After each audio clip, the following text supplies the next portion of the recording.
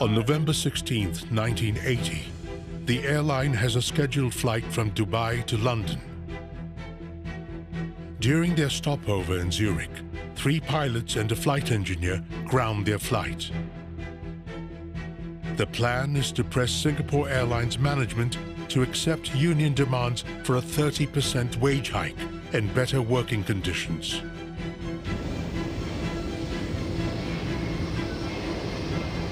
Following the incident, Lee Kuan Yew summons union representatives to meet him.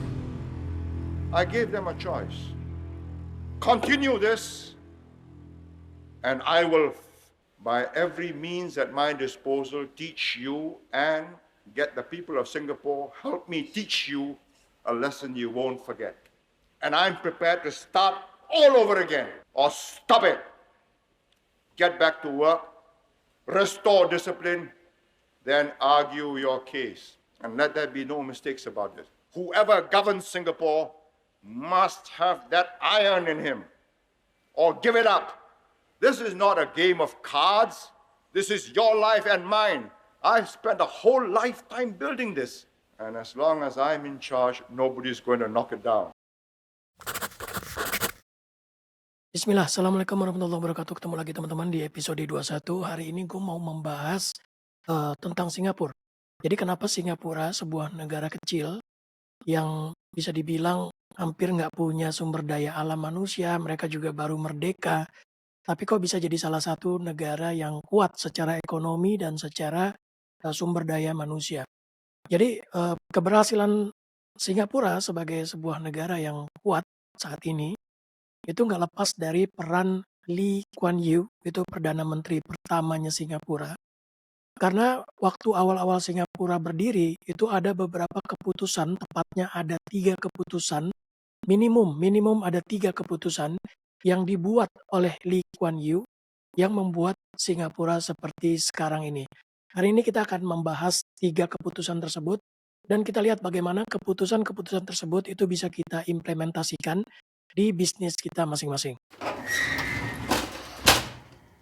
Jadi keputusan pertama yang dilakukan oleh Lee Kuan Yew adalah dia memilih bahasa Inggris sebagai bahasa utamanya Singapura. Waktu itu ini adalah sebuah keputusan yang kontroversial karena banyak dari pihak oposisi itu yang tidak setuju dengan keputusan ini. Jadi mereka merasa Singapura sebagai negara yang baru merdeka itu seharusnya kembali ke root atau akar budaya Singapura. Jadi waktu itu yang diusulkan untuk menjadi bahasa utama Singapura adalah bahasa-bahasa seperti misalnya Melayu, Mandarin, Tamil, Hokkien, atau Kantonis. Jadi memang bahasa-bahasa orang-orang yang sudah mendiami Singapura. Tapi waktu itu Lee Kuan Yew itu kekeh, dia nggak mau menggunakan bahasa-bahasa tersebut. Bukannya tidak menghargai akar budaya Singapura, tapi Lee merasa Singapura sebagai bangsa baru, sebagai negara baru, itu butuh akselerasi untuk pertumbuhan. Dan memilih bahasa Inggris itu penting banget supaya Singapura masuk di radar internasional dan bisa berkomunikasi dengan mudah dengan negara-negara yang sudah besar terlebih dahulu. Waktu itu ada keengganan untuk memilih bahasa Inggris karena justru pertanyaannya, lu baru merdeka kok malah mau pakai bahasa negara penjajah lu mau pakai bahasa kolonial lo. Yang dilihat oleh Liu tidak seperti itu. Justru kalau misalnya kita bisa memanfaatkan apa yang sudah diinvest oleh penjajah mereka ya atau negara kolonial mereka, itu salah satunya adalah bahasa Inggris, itu justru bagus.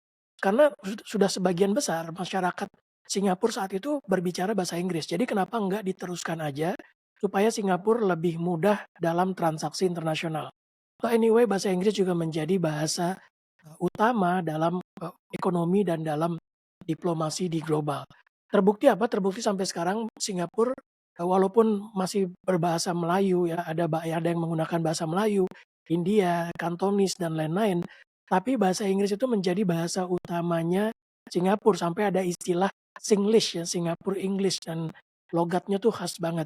Dan gue sudah bekerja dengan beberapa orang Singapura, itu memang sangat membantu mereka dalam berkomunikasi dengan ekspat-ekspat dari negara-negara lain. Jadi ini adalah keputusan pertama yang sangat tepat yang dilakukan oleh Lee. Apa yang bisa kita pelajarin di bisnis kita adalah hal-hal kecil yang sifatnya setiap hari, yang sifatnya daily, itu bisa menentukan apakah bisnis kita itu berhasil atau gagal. Seperti Singapura yang memilih bahasa Inggris sebagai bahasa harian, itu ternyata bisa mempercepat kemajuan Singapura sebagai sebuah negara. The next 1,000 years, we will be here. I won't be here, but people like me and like my friends here tonight will be here. Recognizable, identifiable. Keputusan kedua yang dilakukan oleh Lee Kuan Yew yang membuat Singapura seperti sekarang adalah keputusannya untuk menarik talenta-talenta jago, talenta-talenta bagus dari luar masuk ke Singapura. Ini berbeda banget dengan banyak negara yang baru merdeka. Biasanya mereka tuh kan kalau baru merdeka nasionalismenya tinggi ya, maklum baru dijajah kemudian mereka berhasil mendapatkan kemerdekaan, pasti nasionalismenya tinggi dan ini sesuatu yang wajar. Termasuk di Indonesia juga waktu kita pertama kali merdeka kan nasionalisme kita tinggi banget di bawah Soekarno. Tapi berbeda dengan Lee yang waktu itu justru bilang kita justru harus narik tenaga kerja asing untuk masuk ke dalam, terutama mereka yang pintar-pintar di bidangnya, terutama di bidang ekonomi dan teknologi. Waktu itu juga keputusan ini ditentang oleh pihak oposisi karena merasa, lah lo bukannya nasionalisme lo tinggi, bukannya pakai orang-orang yang ada di dalam, malah menarik talenta asing. Tapi Lee melihat Singapura sebagai negara yang baru, udahlah nggak punya sumber daya alam yang oke, kemudian juga orang-orangnya juga walaupun Inggris menyekolahkan banyak rakyat Singapura, tapi juga namanya baru merdeka, tentunya tidak sebaik negara yang sudah lama merdeka. Dia merasa kita butuh talenta-talenta jago dari luar untuk ikut membangun Singapura. Dan ini keputusan yang membuat kemajuan Singapura itu berdasarkan teknologi dan knowledge. Ya, jadi bukan berdasarkan ngeruk sumber daya alam, tapi berdasarkan pengetahuan-pengetahuan yang dibawa oleh orang-orang asing masuk ke dalam Singapura. Sampai hari ini Singapura salah satu negara yang secara knowledge dan inovasinya itu juga bagus dibanding negara-negara di ASEAN lainnya. I have to govern now 4 million people. 3 million are Singaporeans, 1 million are foreigners who get jobs in Singapore. And of that 1,100,000 are professionals. Why do they come there? Because it's a thriving economy that gives them jobs and their families are happy and safe. No drugs, no muggings, no rapings. You can walk the streets 3 o'clock in the morning, you're okay. You won't see any policemen there. You won't see soldiers lining the streets. Keputusan ketiga yang membuat Singapura seperti sekarang dan menurut gue ini salah satu keputusan yang penting banget adalah keputusan untuk tidak kasih ampun terhadap koruptor.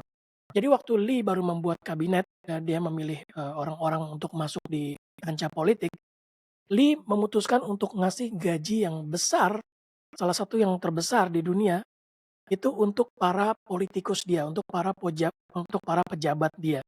Tujuan Lee adalah supaya para pejabat ini itu nggak nyari duit secara ilegal atau korup. Keputusan ini waktu itu ditentang ya, tapi tetap Lee kekeh sampai sekarang pejabat-pejabat di Singapura itu salah satu yang gajinya tertinggi.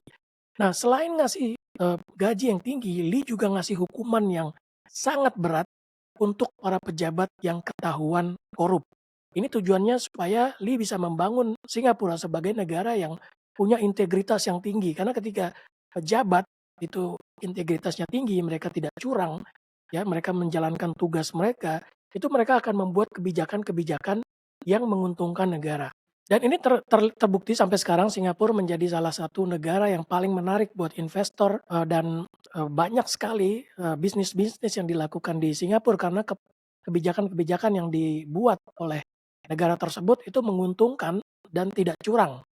Untuk melihat bagaimana kerasnya hukuman bagi koruptor di Singapura, ini ada cerita Jadi waktu itu, mungkin sekitar tahun 70-an ada seorang pejabat namanya Teh Cheang Wan. Jadi Teh Cheang Wan ini korup, itu kurang lebih nilainya sekitar kalau dirupiahin kurang lebih sekitar 11 miliar rupiah. Nggak ada apa-apanya kalau dibandingkan dengan korup yang terjadi di negara kita ya. Waktu itu, Teh Cheang Wan ini ketahuan korup dan akhirnya dia ditangkap. Nah sebelum dia dihukum, pejabat korup ini Teh Cheang Wan ini menulis permintaan maaf kepada publik, kemudian dia bunuh diri. Jadi saking kerasnya hukuman sosial terhadap pejabat korup di Singapura ya, itu sampai mereka lebih memilih bunuh diri daripada harus menjalani hukuman dari negara dan hukuman dari sosial. Ya ini cuma 11 miliar ya.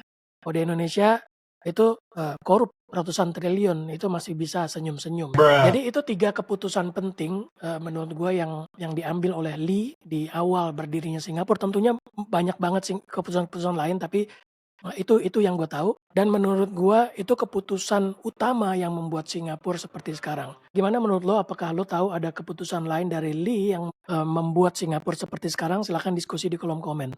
Terima kasih sudah nonton. Wassalamualaikum warahmatullahi wabarakatuh.